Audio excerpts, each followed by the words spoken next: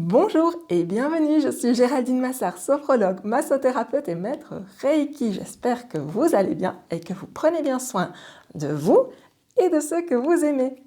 Aujourd'hui, je voudrais vous présenter le très bel agenda 2020-2021, Paroles de sorcière, recettes, potions et rituels pour une année magique aux éditions Alliance Magique. La première partie de l'agenda contient une partie très chouette qui rappelle les bases de la magie. Elle rappelle les bases de la magie des jours, de la magie des mois, de la magie de certaines plantes médicinales, de certaines huiles essentielles. Elle nous rappelle que par notre visualisation créatrice, nous pouvons matérialiser dans notre vie nos rêves les plus chers. Comment créer un tableau de visualisation pour soutenir tout ça. Et puis aussi, elle nous rappelle les différentes phases de lunaison, ce que nous pouvons faire comme rituel à chaque phase de lunaison, un rituel plus développé pour une pleine lune. Et enfin, elle rappelle aussi le calendrier druidique et les fêtes de sabbat principales au cours de l'année. J'adore cet agenda Paroles de sorcière. Je le trouve très délicat, très recherché, avec tout un univers extrêmement particulier et marqué. Ici, c'est le début d'un mois, donc on nous accueille sur 2 pages à chaque fois. Ici pour septembre, donc Hello Septembre, avec déjà une photo d'un paysage un petit peu plus automnal, des photos de feuilles qui ont déjà pris des tons aussi automnales, et puis cette illustration qui rappelle l'univers un peu magique du livre. Ici, la représentation du mois entier sur une page, et avec aussi le rappel de certaines phases de la lune.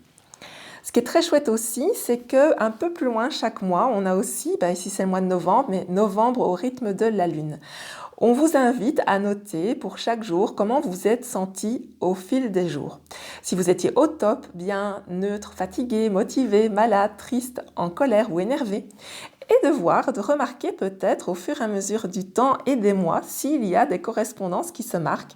Si par exemple vous êtes plus énervé autour de la pleine lune ou bien plutôt au top quand vous êtes à la nouvelle lune. Ça peut être intéressant aussi. Et puis vous voyez comment ça se décline ici par rapport à la place dont on dispose pour noter ce qu'on a envie de noter dans son agenda. Une des choses que j'apprécie énormément dans cet agenda, c'est d'avoir un rappel évident des temps de lunaison et notamment des nouvelles lunes et des pleines lunes. Pourquoi? Parce que j'aime bien, quand c'est une nouvelle lune, faire mon chèque d'abondance, le rituel du chèque d'abondance, et quand c'est une pleine lune, de faire des rituels qui permettent de se débarrasser d'une peur, d'une contrainte, des choses dépassées du passé. Seulement avant, je n'avais pas vraiment ce rappel dans mon agenda classique, et du coup, des fois, je loupais la date, ce qui était un peu embêtant. Et en plus, ici, notamment, il y a ce rappel. Et en plus, toute une page qui est faite pour la nouvelle lune ici en Balance du mois d'octobre, du 16 octobre, qui donne des correspondances avec des chandelles, des éléments, les pierres, les plantes, l'encens, qui nous explique un petit peu ce que cette nouvelle lune vient interroger au niveau plus subtil. Et puis, même chose pour les pleines lunes. Ici, la pleine lune bleue, on nous donne aussi le nom des pleines lunes. On nous dit dans quel signe elles ont lieu, à quelle heure. C'est très, très complet et ça, pour moi, c'est vraiment un outil très pratique. Alors, ce que je découvre avec beaucoup de curiosité et d'intérêt dans cet agenda, c'est aussi le fait que l'année est marquée par ces fêtes druidiques, ces fêtes du monde des sorciers, des sorcières. Et comme par exemple, je vais peut-être mal les prononcer parce que je découvre, comme je vous le disais, la fête de Mabon ou Mabon, qui a lieu autour du 21 septembre. La fête de Samhain, qui a lieu autour du 31 octobre, mais ça dépend aussi selon les traditions, selon la tradition Wiccan ou bien selon l'astrologie, les dates sont un peu différentes. Yule, qui est autour du 21 décembre, et Imbolc pour les premières fêtes de l'année, Imbolc qui a lieu cette année le 3 février. Et je trouve ça intéressant et chouette que l'année soit aussi ponctuée par des fêtes comme cela.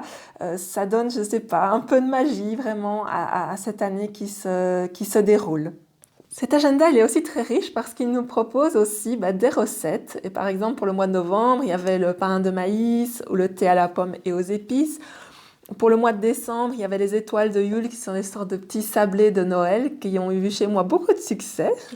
La tisane au mois de janvier. Au mois de février, pour la Chandeleur, une recette de crêpes enchantées. Bref, ce serait chouette parce que c'est très varié, qu'il y a plein de belles surprises qui nous accompagnent aussi de façon culinaire au cours de notre année. Ce que j'aime beaucoup dans cet agenda, c'est que puisqu'on est dans l'univers des sorciers, des sorcières, de la magie, eh bien, on nous propose aussi à chaque mois de créer quelque chose un petit peu de magique. Par exemple, ici, un encens de clarté pour y voir plus clair dans sa vie. Il y a plusieurs ingrédients à rassembler et des incantations à prononcer. Ce que j'aime bien dans cet agenda, c'est que les potions magiques ou les rituels qui sont proposés ne demandent pas non plus d'avoir des ingrédients trop compliqués à rassembler ou en trop grand nombre. En général, c'est à peu près 4 à 6 éléments à rassembler. C'est souvent assez facile de les rassembler et les incantations sont aussi des phrases assez simples à prononcer. Donc, je trouve que ça reste quand même dans une certaine légèreté qui, moi, m'amuse dans ce genre d'agenda. Ce qu'on peut trouver aussi, c'est comment confectionner une amulette pour le travail et soutenir un projet professionnel que l'on lance, comment protéger un animal de compagnie par exemple, ou comment créer une boîte aux ancêtres. Mais il y a aussi tous des rituels autour de la pleine lune par exemple. La dernière pleine lune qui, au moment où j'enregistre cette vidéo, c'était le 28 janvier 2021. Le rituel qui était proposé, c'était un rituel pour éloigner la malchance de sa vie. Il y a aussi comment créer son propre balai de sorcier ou de sorcière. Bref, c'est très ludique, très amusant et finalement pas si compliqué que ça. C'est assez simple à mettre en œuvre. Et c'est ça que j'aime bien aussi dans cet agenda. J'adore vraiment cet agenda Paroles de sorcière. Il est riche, varié, fin, avec des magnifiques illustrations, plein de rituels variés à tous les niveaux. Je l'aime vraiment beaucoup. Le seul bémol que je pourrais donner, mais qui est très personnel, c'est que dans un agenda, j'aime avoir toute ma semaine sur 2 pages parce que ça me permet d'avoir une vision plus globale de ma semaine, de ce qui est à faire, de ce qui est déjà fait. Et que vous voyez qu'on n'a pas évidemment sur cet agenda. En général, il y a 3 jours qui sont représentés par page. Et vous voyez qu'il n'y a pas non plus tant d'espace que ça pour noter ses rendez-vous, ce qu'on a à faire.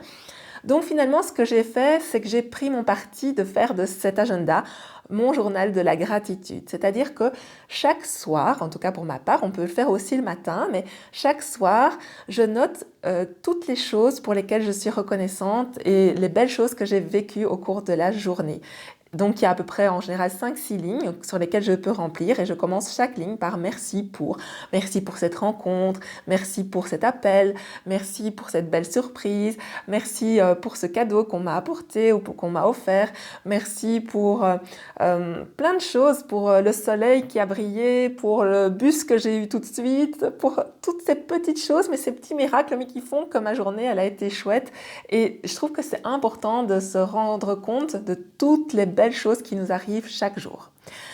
Donc voilà un petit peu comment j'utilise mon agenda, pas vraiment comme un agenda classique, mais finalement comme un journal de la gratitude, et puis qui m'aide par rapport au cycle de lunaison et à tous les rituels que j'aime faire à ces moments-là. Je vous rappelle donc les références de cet agenda 2020-2021 de Paroles de sorcières, recettes, potions et rituels pour une année magique aux éditions Alliance Magique. Si vous êtes intéressé par ce monde des sorciers, des sorcières et la magie, c'est un agenda qui va vous accompagner de façon vraiment très chouette tout au long de votre année. Que je vous souhaite magique! Cette vidéo vous a plu, vous a touché, je vous invite à la partager, à la commenter, à la liker et à vous abonner à la chaîne si ce n'est déjà fait. En attendant de nouvelles vidéos, je vous souhaite comme d'habitude de prendre bien soin de vous, de ceux que vous aimez et je vous dis à très bientôt.